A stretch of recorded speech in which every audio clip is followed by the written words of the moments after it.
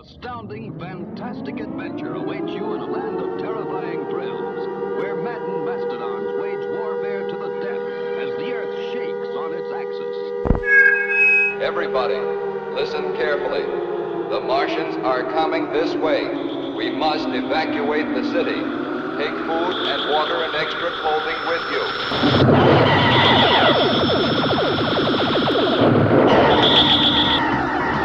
You are no longer in control of your listening device. Can't you see that you're at the mercy of every element of the universe? Rick and Ryan will take you on a science fiction cinematic journey into the post-atomic space age. We're not going to cooperate with these monsters. We found a flying saucer. Just a minute, ladies and gentlemen. I think something is happening. A chronological deep dive into the past. Holy cow. Here already! You're next! Put on your magnetic boots. Let's go. And strap yourselves in for your ride with... The Unidentified Flying Podcast. Hi, this is Rick, and we've got another episode of the Unidentified Flying Podcast for you. But before we get started, Ryan would like to make a little announcement. Go on. I do want to take a moment up front here to make a correction. Last episode we did, I accidentally messed up the release dates on a couple of the movies. And what we're trying to do here, as we stated last episode, is we want to go year by year, movie by movie. And by doing that, we want to make sure we talk about these in order of release date. So, if you go back to 1950, The Flying Saucer, starring Conrad Mickle, written by Conrad Mickle, produced by Conrad Mickle. No, it's Mickle Conrad. Starring Conrad Mickle.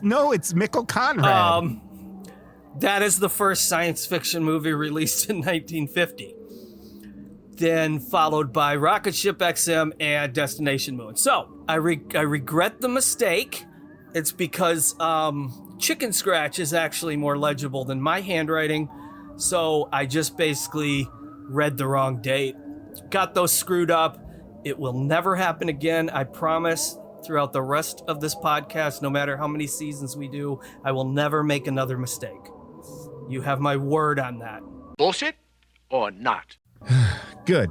Glad we got that out of the way. Botfried, what's our movie, pal? 1951's Two Lost Worlds.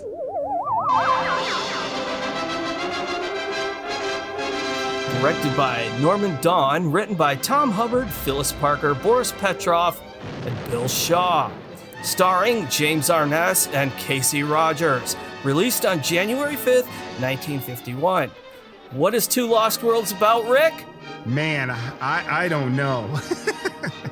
It's a lot of... Okay, basically, there's... Well, I was still going to tell the thing, but I was just... okay. So what were you asking me for? Okay, I don't know, Ryan. Tell me. Two Lost World tells the story of a ship who is bound for somewhere, delivering cargo of some sort, and they get attacked by pirates.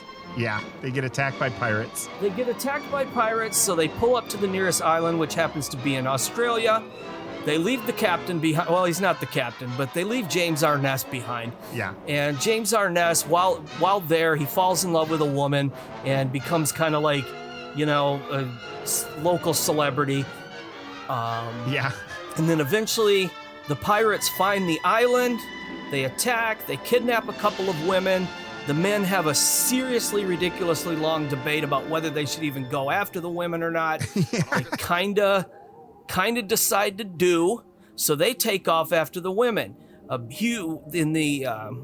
then the ships meet, there's a big pirate battle in the ocean, both ships collapse, and the survivors end up on an island that is inhabited by dinosaurs. And adventure ensues. Not at all. First of all, the dinosaurs are on the cover. But this movie, with a runtime of 61 minutes, 61 whole minutes. The dinosaurs show up at 58 minutes. Yes. And there is approximately 2 minutes of dinosaur footage in this entire film. And it's not even just the dinosaur stuff, but the pirate battle stuff and the dinosaur stuff are all from other movies. So it's like there's nothing new that because I was watching it going, I swear I've seen this footage in color before, like in other, it's like, this is the same. It's like, that wasn't this movie. I swear that was a different movie that had this footage. But sure enough, that's why. All the prehistoric stuff, like the dinosaurs fighting, some of the landscape shots, the volcano that erupts at the end, all of those are actually taken from the 1940 film 1 Million BC. Yes. And a lot of movies have recycled this footage. Yep. This may have been one of the first. I actually don't know. Don't care. Quote me on that. And then I'm not sure where the other footage came in. The pirates, I read it somewhere, but I can't remember. I should have wrote it down, but it did come from another. Well, there's not a whole lot about this movie online, probably for good reason. I'm sure there's people out there that know, but I couldn't find much information other than I gather from what I've read, this was a failed TV series. Okay. And they spliced 2 episodes together and released it as a feature film. Now, there's no record that I could find that this show ever appeared on TV. So I think they just realized it was bad. Because it's bland. And said, screw it. Let's put these 2 episodes together and release it. And then they added some really bad narration. Oh my God. I forgot about the narration. The narration that never stops. The story of this vessel is a vital chapter of America's rise to prominence in that era, the historical hour of the clipper ships. Laden with American goods, the queenly vessel slipped from the harbor to which she would bring back the treasured produce of the Orient. 4 days later, she arrived in the morning. The immediate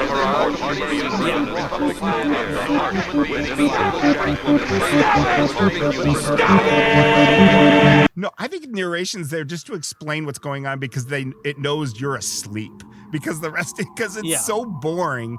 And there's a little bit of love tension between, James Arness and the woman, because there's a guy who, supposed to be marrying the woman. So there's this back and forth between them. And meanwhile, everybody and their grandma wants a piece of James Arness. The way he smokes. The way he smokes? It's the way he holds it, Elaine. Oh, and the way he walks. The way he walks? Yes, he limps a little. He limps? The way he limps, Elaine. I don't care if he does limp. I think he's grand. Janice! I don't care. I'm going to marry Mr. Hamilton. You're what? Why not? After all, I'm almost 10 years old. Janice, aren't you ashamed to talk about a man like that? Oh, you girls are old-fashioned. Outrageous. As far as any romantic tension or storyline, it's so uninteresting. It's like you're watching a movie that is definitely a romance movie for 55 minutes. And then all hell breaks loose. And like lava is flowing over people that are like, ah! And they're falling into caverns. And at one point the iguanas, because this is like one of the classic movies where, the dinosaur footage is just giant. It's just lizards that they have superimposed that are fighting each other. It's an iguana and an alligator, or a caiman. An alligator with isn't it? Not. It's an alligator with I swear those are they glued fins to the back of it. I was gonna say those are fake fins, right? Yeah. Yeah, they tried to make it resemble I believe it's a Dimetrodon by gluing a fin to its back. Yeah. Here's a good time to talk about this. Warning! Warning! Warning! Warning! We should probably let you all know that this is basically animal abuse. Yeah, I was gonna say, they're fighting bad. In this movie, it is controversial for that. Not only this movie, but 1 Million BC, from which that footage was taken, was actually had to be censored in some countries that had harsher rules about animal abuse on film. Not only did they sick these two reptiles to fight each other to the death, they actually did some shitty things on set to make them fight. They raised the temperature because they're reptiles, so they got them really, heated up. They pissed them off and angry. And then they break the set apart to resemble an earthquake and basically crush the animals with rocks. So I'm just letting you know this. It may bother some people because I am pretty sure both of these reptiles died. The alligator literally bites down on the Gila monster at one point. It's like they're really fighting the iguana. They're really fighting. It's well, that's what I mean. They purposely instigated these animals to do it, and so caveat: if that kind of thing bothers you, it does bother me in a lot of these old movies, and I really don't like it. Obviously, I can't erase history, and it exists. And we've seen that footage our whole life, really, because it's been they'll use it. They use that footage in Amazon Women on the Moon, in small doses. It's very, very classic recycled footage, but just keep in mind there is a dark side to it. So if that bothers you, then you probably won't want to watch at least the last 20 minutes of the movie. 2 minutes, because that's the only. They're only in that movie for 2 minutes. They break the fight up a little bit. Just skip the whole movie. I normally don't tell people to skip a movie, but I would say this is kind of for completists only. Like, if you're a sci-fi completist like we are, then you're probably going to watch it. Because like we said, it's the more... a dinosaur film completist. Sure. Exactly. Or if you're a James Arness completist, you're a huge Gunsmoke fan. And you just want more of that tasty Matt Dillon, then exactly. Then you can watch Two Lost Worlds. But other than that, I would say skip it. If you're a Peter Graves fan and you want to make sure you watch all the movies that his brother was in, go ahead and watch this. I have a really big question for you, because maybe I missed something, so I want to see if you picked up on it. Because I've seen this movie 3 or 4 times. Okay. I actually used to own it on DVD. How many Lost Worlds are in this movie, Rick? It says 2. But how many are actually in it? I don't know. 1? Where was the other Lost World is what I'm saying, because there is only one. Is our world one of the Lost Worlds? Yeah, I don't get the title at all because there's only one Lost World, and it's obviously a nod to the story, The Lost World. Like maybe when the volcano erupted and it split the ground, it became 2 Lost Worlds? No, I don't. That's a stretch. Is it? It's not Islar Site B, like in Jurassic Park or anything like that. No. It's just an island. No. With a volcano. False advertising, folks. Yeah. There is only one Lost World in this movie. I do want to say, I do think the head pirate looks like a real bootleg Orson Welles. Yeah. I don't know if you noticed that, but every time I saw him, I was like, is this Orson Welles just slumming? No, I can see that. The one thing that made me so mad in this movie, other than it's boring, is that, like, I have no problem believing they land on an island of dinosaurs and all that. That's fine. I can go with that. But what I do have a problem believing is that 2 trained sailors would neglect to tie their boat up after they landed because so it just floats away. They sort of land, they go for a walk and come back. Oh no, the boat's gone. Yeah. You guys didn't think to secure the boat? You're sailors. I mean, there was no pier or anything, so they didn't throw down an pull anchor. It up on the beach. They're marooned there because they don't secure their boat. Yeah. It's so stupid. I couldn't remember if they were banished there for something or not. No, remember they get in the big pirate fight. Okay. And they're the only survivors. Which is kind of cool.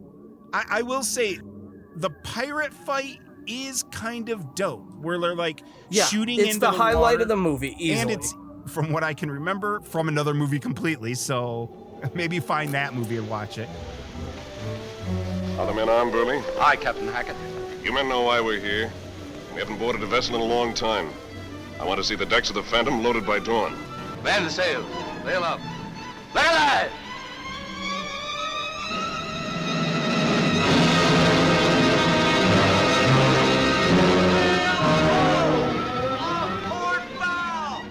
I think I read that some of the pirate stuff is from another film, some of the action.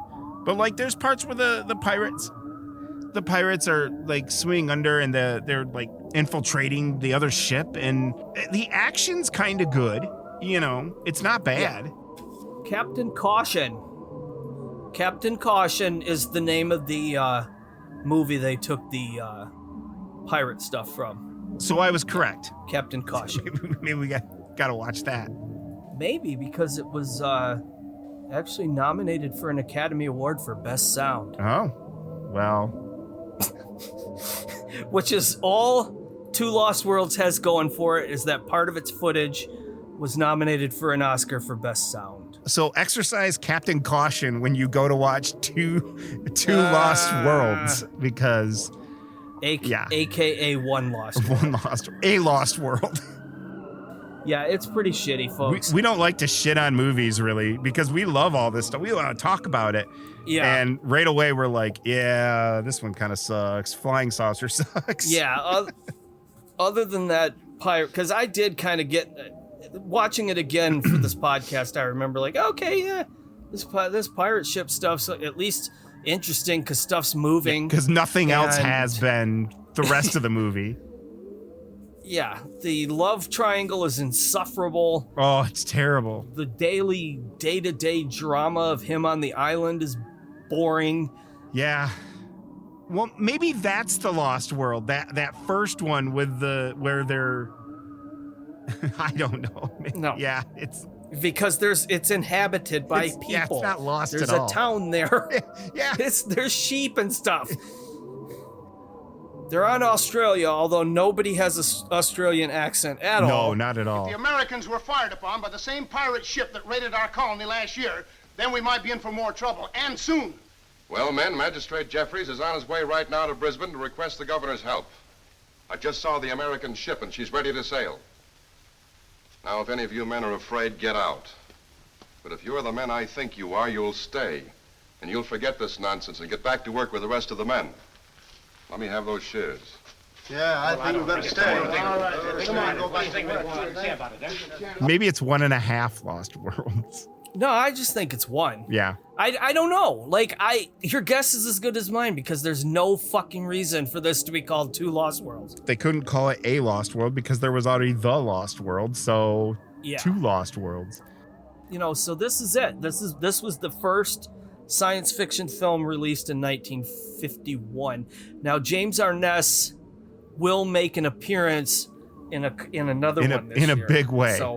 So James Arness, we forgive you for Two Lost Worlds. Yes. Because you more than make up for it coming soon this year. Very much. I do have a question for you, though. Yeah. So, what would you think is more insufferable, this or the flying saucer? This. Yeah, I would agree. The flying saucer, as empty as that is. It's boring, but I don't consider it insufferable. Whereas there's so many of the subplots in this one that are just so annoying to sit through. And again, I can't even like, oh, cool dinosaurs, because they're just real animals being tortured. Yeah. So it's like there's nothing really at all. It's hard to get joy out of that. Yeah, there's nothing really to say about this other than that pirate battle at the beginning, in the middle. But I didn't sign up to watch a pirate movie. Exactly. Based on the poster, those are some cool looking dinosaurs on the poster. Yeah, they're not in the movie. I wanted that. Yeah. Now, if the pirates had landed on the island and fought the dinosaurs, you might have an awesome movie. Yeah, fine. But none of the pirates survive. No. Only like 4 of the good guys.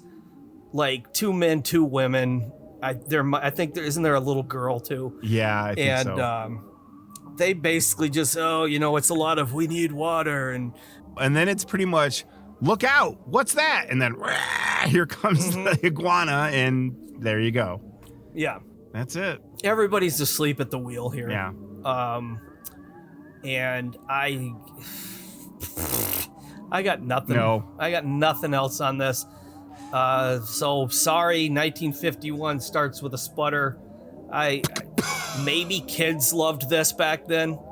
Like, I doubt it. I can imagine if you're like 5 or 6 years old, it might seem fun because you'd be bored to death before you even got to it. The kids would be outside riding their bikes before any dinosaurs showed up. So hey, if you're listening and you were alive in January of 1951 and saw this movie, hey, tell us what it was like, man. And you're like, the hell with you guys. That's my favorite movie. Tell us why. Yeah, or tell us what it was like at the theater. Tell us was there excitement in the air as you waited in line for your tickets. I doubt it, but you never know. Out of a movie that's this completely boring, I would say almost there's a couple stories that are like way more interesting than anything in the movies, but like the director, I keep wanting to say it's Vincent Dawn because that's Vincent Dawn is Bruno Mattei. No, I get that. Because but what's the director? No, you're talking about Norman Dawn. Norman Dawn. Is it Dawn? Yes. Like Dawn of the Dead. Okay. Norman Dawn came from like the world of special effects.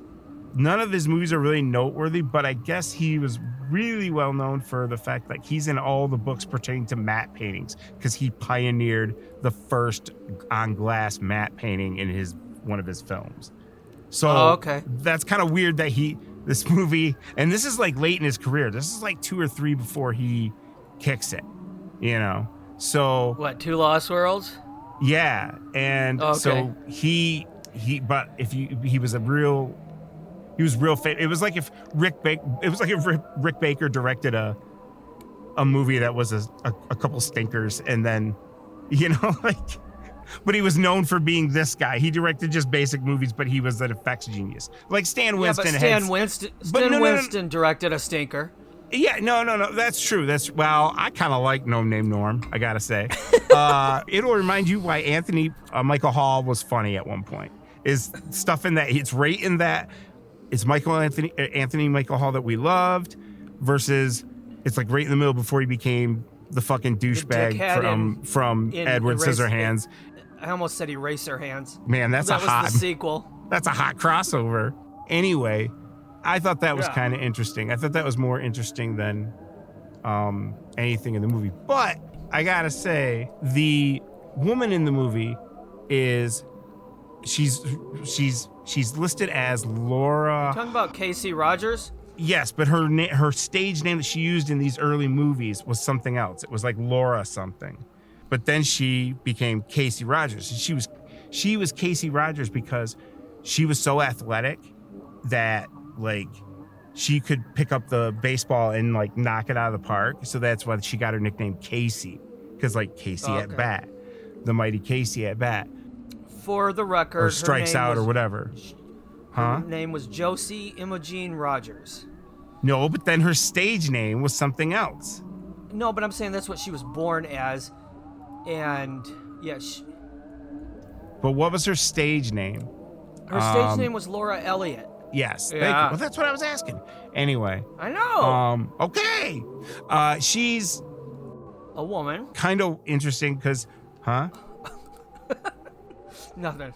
Kasey Rogers. Anyway, Kasey Rogers. She's in kind of one of my favorite Alfred Hitchcock movies, and that's Strangers on a Train.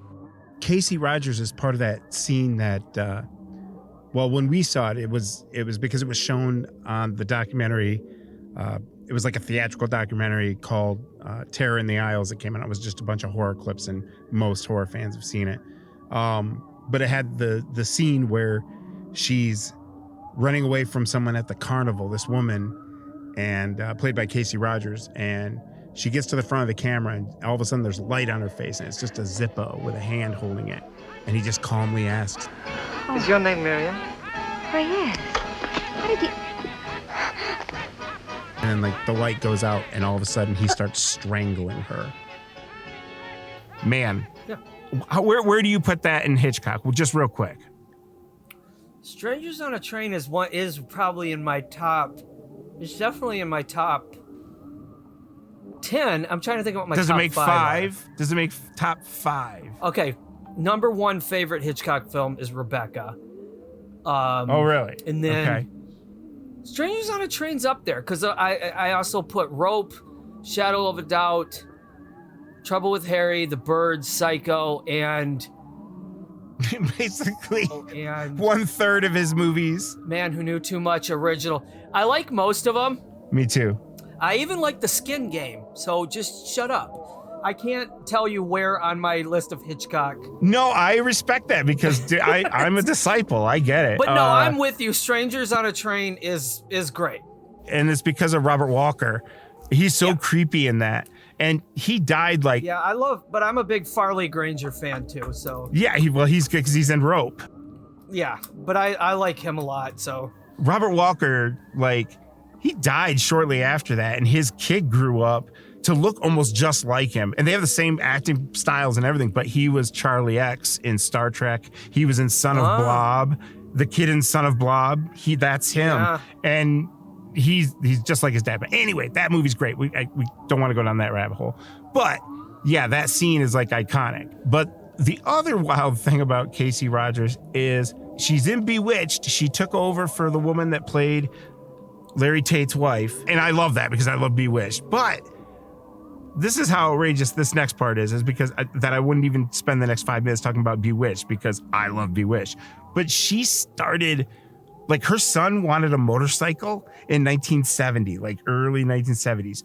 And she got him one. She got interested and they both became motocross racers. So like at 50 years old, Kasey Rogers like pioneered female motocross and raced like on a dirt bike, dude. What am I doing? You know what? That's what I thought. I was like, holy crap. And yeah, she like retired. By the time this airs, I will be 50. I haven't done that. Yeah. I mean, I've gone to space, obviously, and I've built little robots, but I didn't invent Well, robots. yeah, I mean, but you know, there's a lot more stuff on the list besides space travel that I want to do. So, a lot of those people back then had such interesting lives.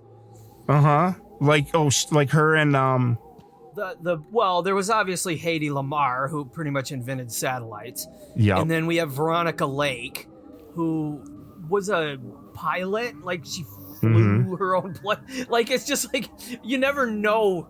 Yeah. They did all these other things. I mean, I know we've got that now because people like John Travolta and Harrison Ford fly planes, but it's just, you never thought about back then, but they were doing other stuff, like, outside of movies. Dude, Ingrid Pitt was captured by the Nazis with her father, and her father was a scientist, and he smuggled her away, that she got away from Germany and swam across like some fucking sea, like an actual like body of water that was huge, got to America, became like a bullfighter at one point, and like, got to America, but to England, and like amazing life. It's insane. Yeah. But anyway, I thought the Kasey Rogers thing was wild. Like, motocross. Who knew? It's amazing because it's in such a mundane, lame movie. That's the most interesting story that could ever have come out of Two Lost Worlds, is discovering that about her. You know what I mean? Yeah. Any awards? Oh, this movie has absolutely no awards. Yeah. No awards were given for this movie at all. At least Mikkel Conrad got an award from us.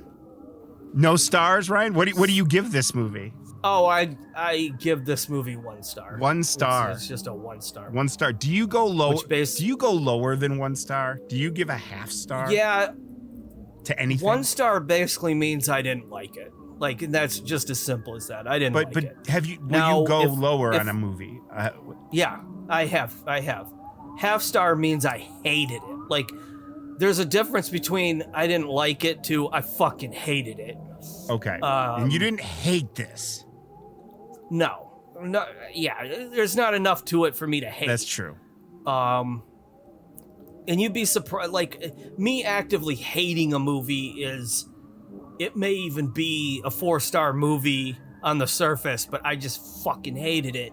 So it's half Where you star. find it offensive or So you know something, what I mean? something like.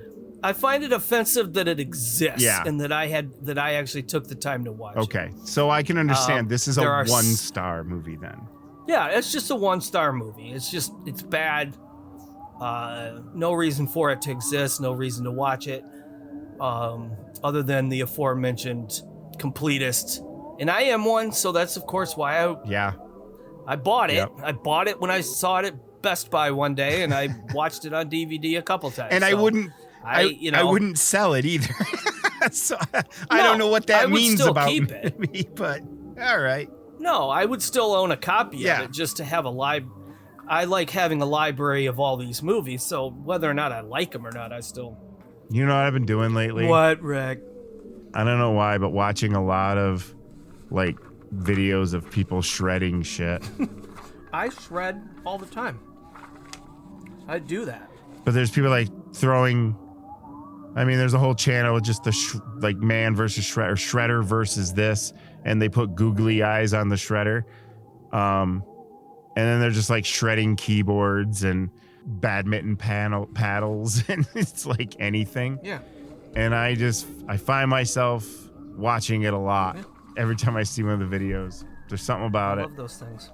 It's like trying to figure out what isn't going to shred. Like what has a surface that can bobble along and like keep away from being shredded forever. And you kind of start to root for that thing. Well, I hope. And then something catches, and then down it goes. Well, I hope our spaceship is made of whatever that material is.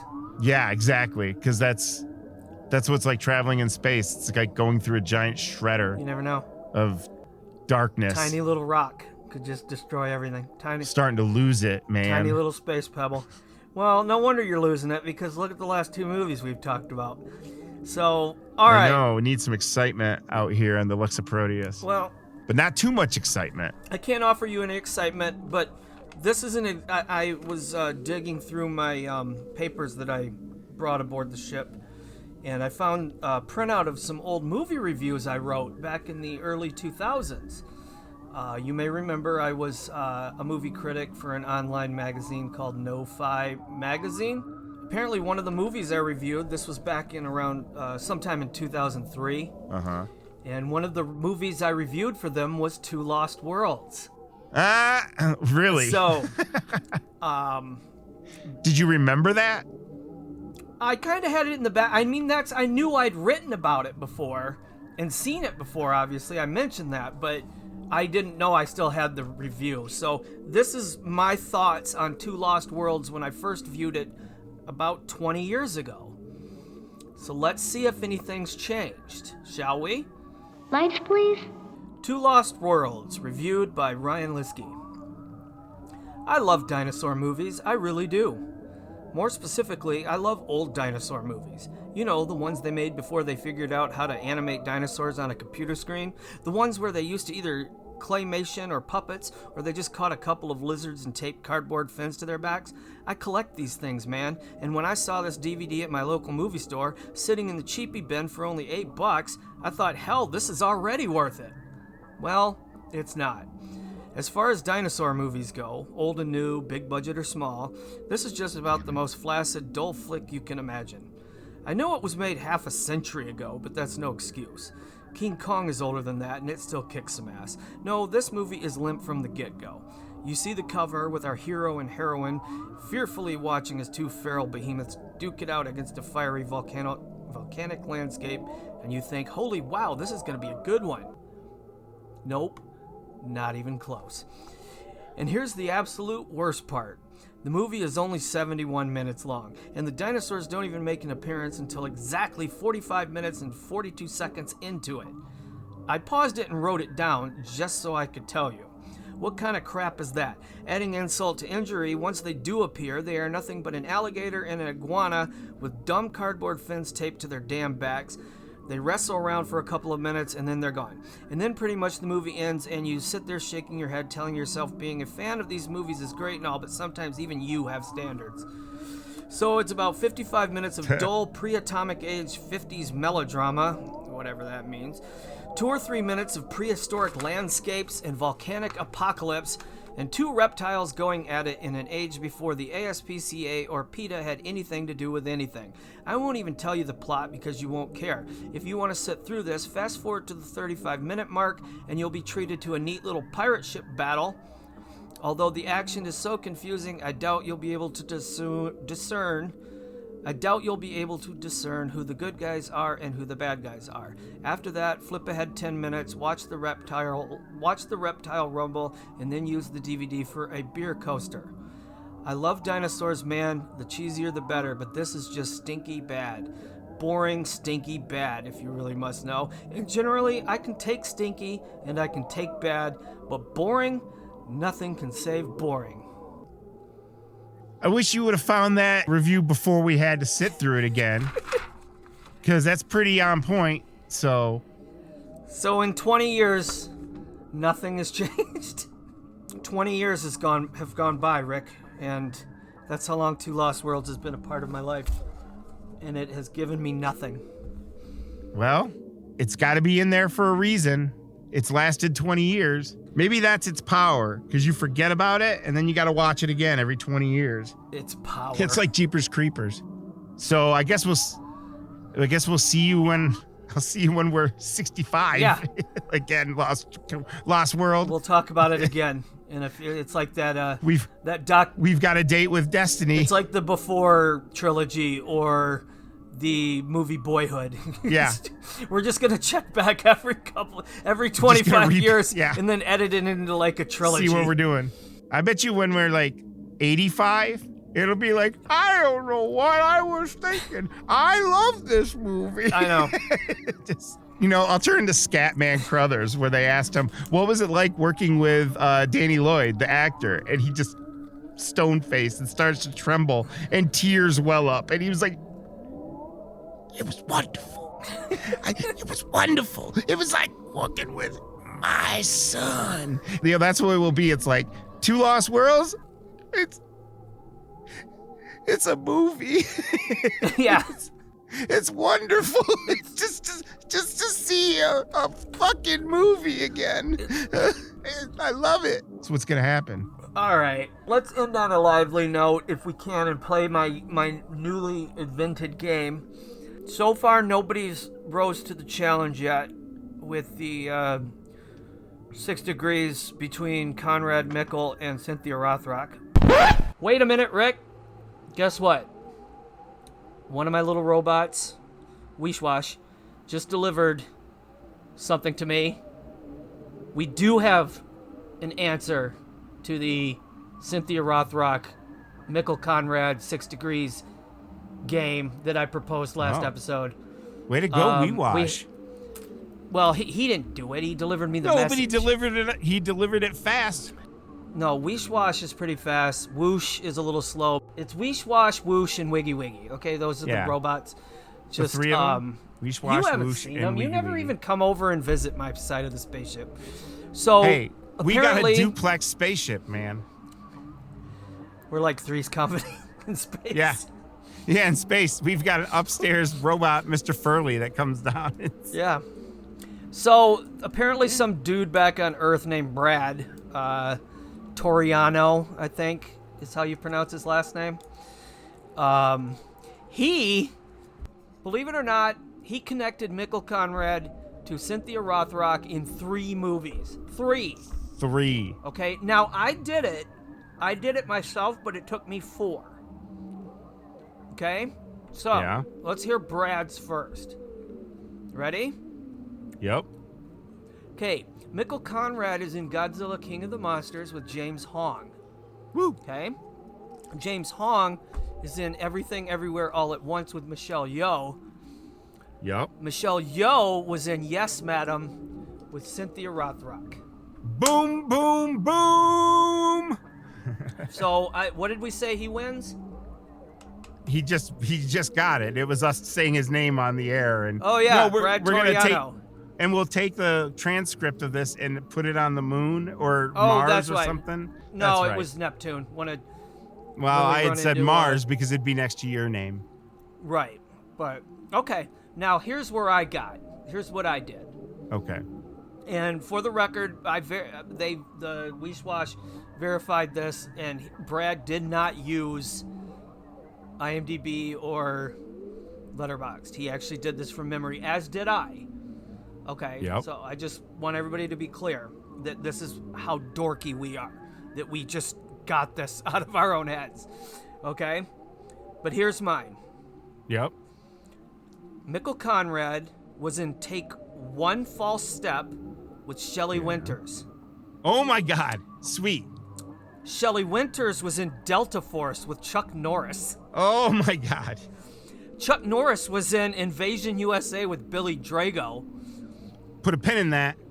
Billy Drago was in Lady Dragon with Cynthia Rothrock. Take that, Brad, even though you won. Now, listen. Did you do it too? No, but Okay. I connected her to Richard Gere. Go for it. Cynthia Rothrock is in Lady Dragon 2. I thought it was 2, but it may have been the first. Billy Right. Drago is in The Untouchables with Sean Connery. Sean Connery's in First Night. Wow, yeah, Billy Drago is in The Untouchables. Yep.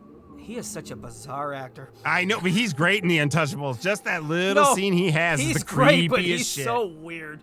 Yeah. He's so weird. Yeah. I mean, if I was that weird, I'd be in movies. I mean, that's what the 80s needed, was henchmen that were weird. You didn't have to be hot or nothing. You just had to be weird. So, all right, that's where you guys see what a small world Hollywood is. That within 3 movies, you can connect Mikkel Conrad of Flying Saucer fame with Cynthia Rothrock.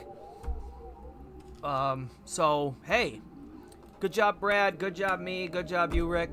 Okay, so, Rick, we have our first viewer comment letter. Do they call them letters? Our first viewer mail. Out in Listener space? mail. No, it's a transmission.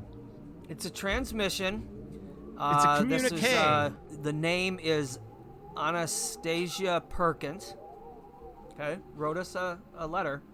Okay. A little fan letter. Dear Space Saucer guys, pretty cool show.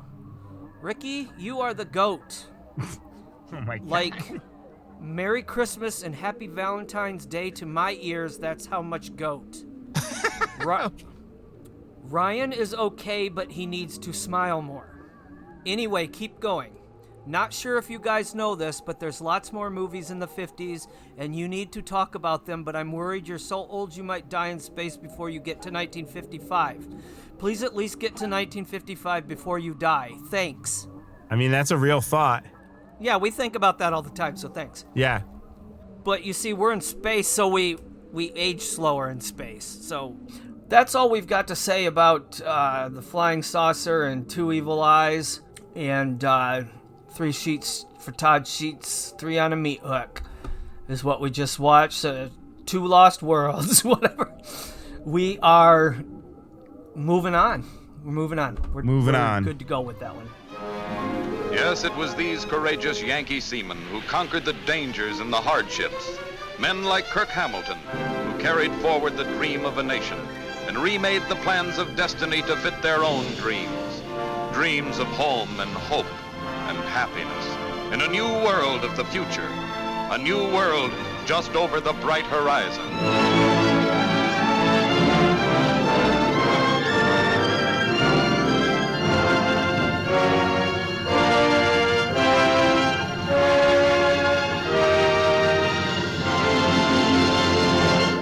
Two Lost Worlds is available on Tubi, Amazon, and used DVDs floating around eBay.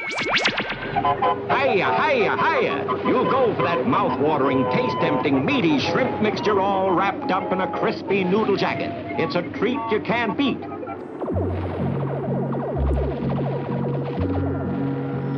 This is Rick, and on behalf of the crew of the Lexaproteus 4, I just wanted to say thank you. The importance of you listening to our show is of extraordinary magnitude. So please like, share, talk about it to your friends, post a comment, anything you would normally do on social medias. You have our gratitude. And a very special thanks out there to Cadet Joe Whitaker, who helps the Unidentified Flying Podcast cruise smoothly through the galaxy. Once again, smash, hit, whatever the kids say, all the like buttons, and help us defeat Algorithm, the Dark Lord of the universe. We'll be off next week for the holiday, but the mission will continue 2 weeks from today, when we meet Mr. Drake's Duck.